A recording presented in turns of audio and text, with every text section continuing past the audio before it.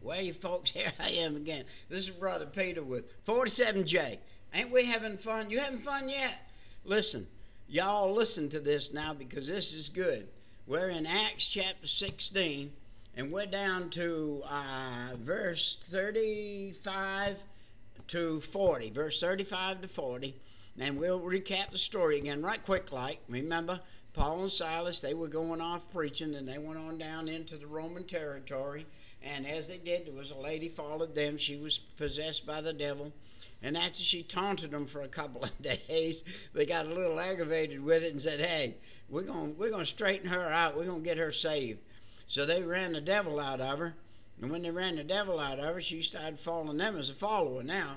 And she believes in Jesus Christ because she don't have the devil in her no more.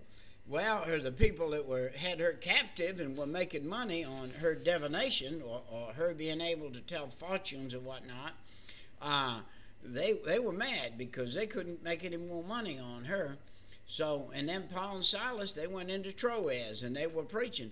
What they didn't know in Troas is these guys that they thought were all Jews, and they were in the Roman territory.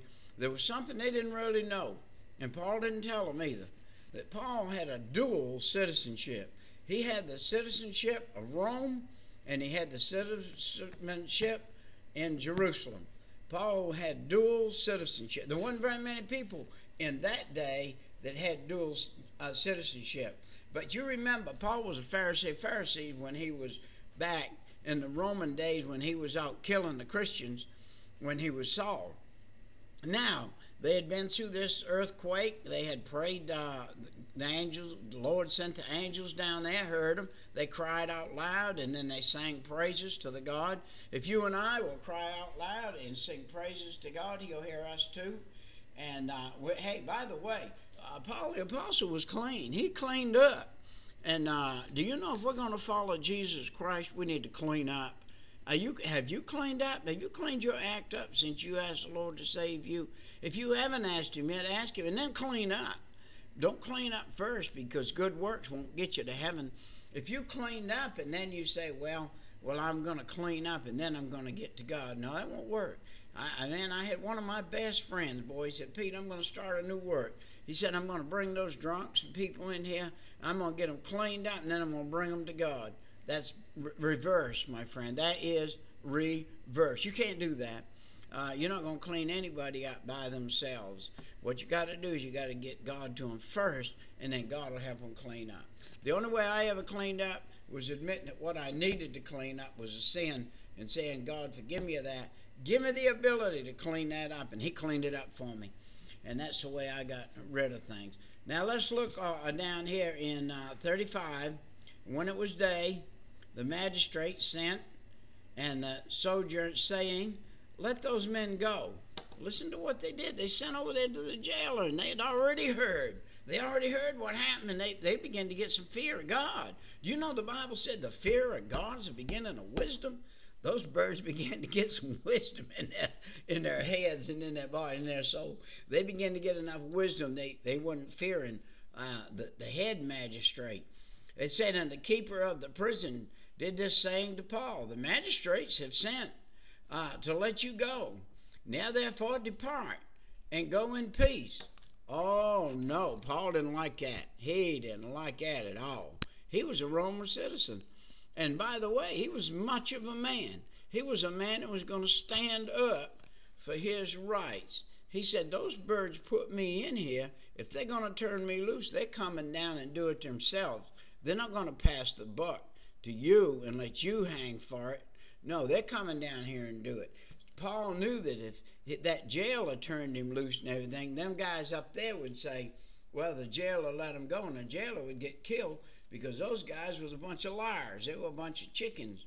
They were a bunch of fearful guys of the situation that happened. Not only did they fear Paul, because Paul was a Roman, but they feared the fact if they let him go and the head guy up there heard about it, he's going to come get them. So he said to the jailer, you let him go. Paul said, no way, Jose. He said, I know what they're up to. So Paul said, no, he said, Paul, listen to this, 37. But, boy, there's that great, big, little word. But, you know, God, many times in the Bible, you're reading the Bible and you're studying, it said they would have failed, they would have done this, they would have done that, but God stepped in. They would have failed, they would have gone out of the way, they would have perished, they would have done, but God stepped in. Here's God again through Paul the apostle. But Paul said unto them, hey, they beat us openly. They unashamedly, uncondemned, and being Romans, and we have been cast us into prison, and now do they thrust us out? No way, Jose. He said, they're not throwing us out. We're not leaving here. When we leave here, we're going to leave here with their sanction. They put us in here with their sanction. They beat us without even a chance. We didn't have any trial or nothing. They just beat us stripes on us. They took those cat and nine tails, and those things had 9 leather straps on them, and at the end of each one of those straps was a piece of glass or a bone that had been stuck through that leather. And when they whipped that thing around them, they got 9 lashes. Every time they got one whip, they got 9 lashes on the back. And then that guy was mean that lashed them. When he pulled that thing back, it ripped their flesh.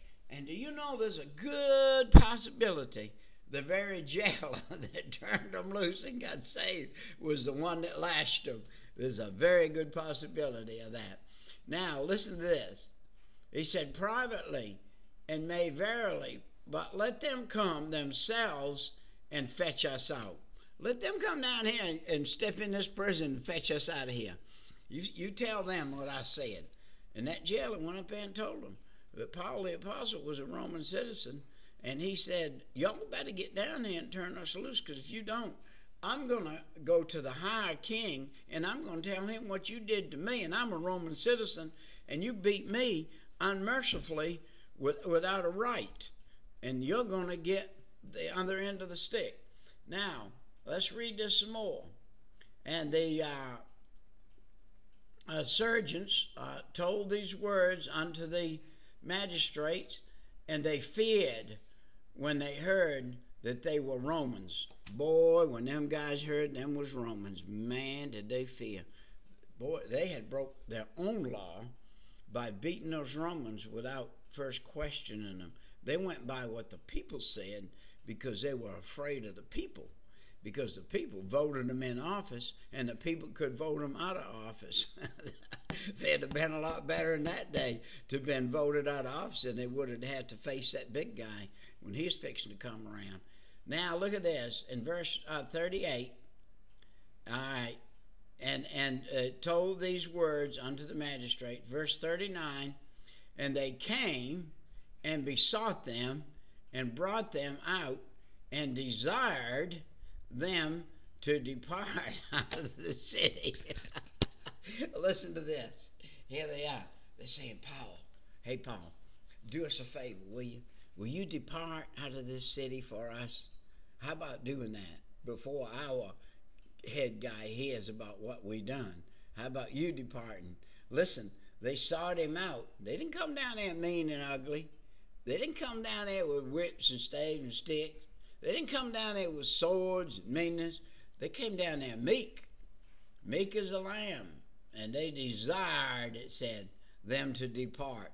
They didn't say, get out of here, go on, get. No, they desired them to depart. They said, Paul, do us a favor, will you? They knew Paul was a loving man. They knew Paul was God's man. And no matter what they did to Paul, they knew Paul would do what he needed to for their sake.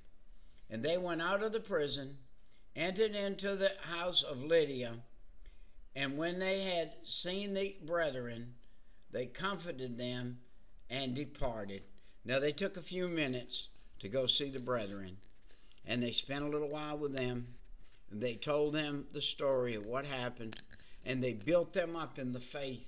Are you an encourager, or are you a discourager? What are you today? Who are you today? Are you an encourager or a discourager? Can you go around and encourage people? Go around and encourage people. Shake the hand. It don't matter who it is, where it is. Do it. Just do it. Be friendly. Show yourself friendly. Other people be friendly to you.